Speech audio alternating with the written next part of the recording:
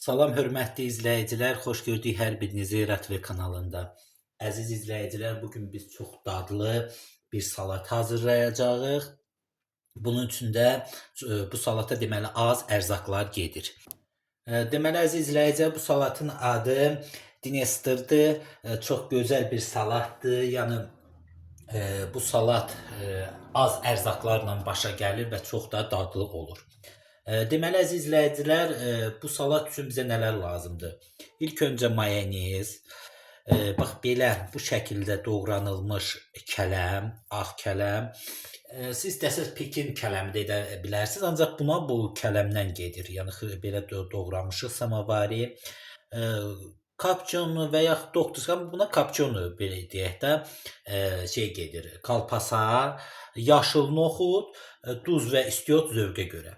İndi başlayırıq hazırlamağa. Deməli, bax gördüyünüz bu doğradığımız kələmin və kalpasanın içinə belə deyək qaroxumuzu əlavə edirik.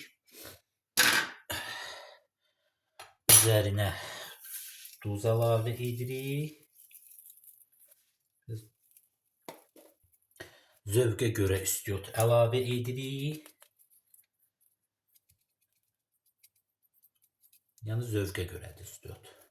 Kim istəsə etməyə bilər. Və mayonez əlavə edib salatımızı yaxşıca qarışdırırıq.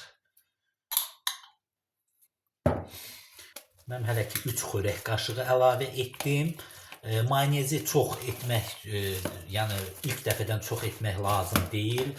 Az-az edisiz, çünki çox mayonezli yaxşı deyil. Az-az edisiz və əgər belə deyək də az olsa təzədən əlavə etmək olur. Amma çox olanda belə deyək də şey eləmək olmur.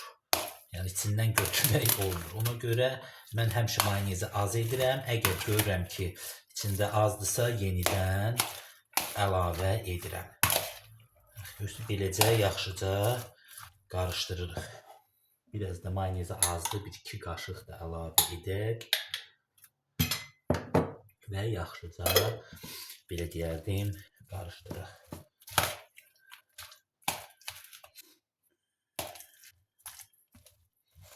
İnandırıbsa çox dadlı bir, belə deyərdim, salat alınır.